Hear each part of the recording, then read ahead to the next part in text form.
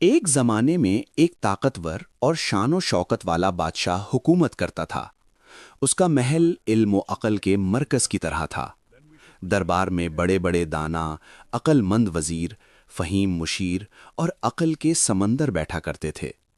ہر مسئلے کا حل، ہر سوال کا جواب، سب کچھ عقل و دانش کے مطابق ہوتا تھا۔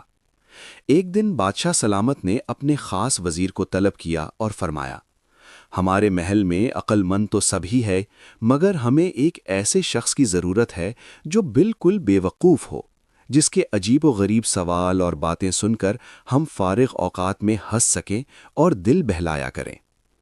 وزیر نے ادب سے سر جھکایا اور حکم کی تعمیل کی۔ اس نے شہر بھر میں تلاش کر کے ایک ایسے شخص کو محل میں لایا جسے سب بے وقوف سمجھتے تھے۔ اس کی باتیں انوکھی تھیں، سوال عجیب اور انداز نرالا۔ بادشاہ کے حکم سے اس بے وقوف کی باقاعدہ تاج پوشی کی گئی اور اسے درباری بے وقوف کا لقب دیا گیا۔ وہ بے وقوف دن رات دربار میں رہتا، کبھی الٹے سوال پوچھتا، کبھی ایسی بات کہہ دیتا کہ پورا دربار قہقہوں سے گونج اٹھتا۔ بادشاہ سلامت بھی اس کی باتوں سے محظوظ ہوتے اور وقت کاٹنے کا اچھا ذریعہ مل گیا تھا۔ یوں ہی وقت گزرتا رہا۔ ایک دن اچانک بادشاہ سخت بیمار پڑ گیا۔ بڑے بڑے طبیب بلائے گئے، نامور حکیموں نے دوا دی، مگر بیماری بڑھتی گئی۔ آخرکار سب نے ہاتھ کھڑے کر دیے اور کہہ دیا کہ اب شفا کی کوئی امید نہیں۔ بادشاہ کی حالت نازک تھی، دل میں خوف، بے چینی اور آخری وقت کا احساس شدت اختیار کر چکا تھا۔ اس نے سوچا کہ کیوں نہ آخری گھڑیوں میں اس بے وقوف کو بلا کر دل بہلا لیا جائے۔ چنانچہ بے وقوف کو طلب کیا گیا۔ بادشاہ نے کمزور آواز میں کہا، آج تم سوال کرو اور ہم جواب دیں گے۔ بے وقوف نے ادب سے سر جھکایا اور پہلا سوال کیا، جناب بادشاہ سلامت، آپ اپنی موت کے بعد کہاں تشریف لے جائیں گے؟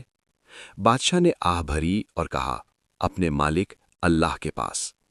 بے وقوف نے دوسرا سوال کیا، جناب بادشاہ سلامت، وہاں آپ کتنے دن قیام فرمائیں گے؟ بادشاہ ہلکا سا مسکرائے اور بولے، ہمیشہ، ہمیشہ کے لیے۔ یہ سن کر بے وقوف نے لمحہ بھر توقف کیا اور پھر تیسرا سوال کیا، بادشاہ سلامت، وہاں آپ نے اپنے لیے آرام، قیام اور طعام کا اچھا انتظام بھی کیا ہوگا۔ یہ سوال سنتے ہی بادشاہ کے چہرے کی مسکراہٹ غائب ہو گئی، آنکھیں نم ہو گئیں اور آواز بھرا گئی۔ کچھ دیر خاموش رہنے کے بعد بولے، نہیں، میں نے وہاں کے لیے کوئی انتظام نہیں کیا۔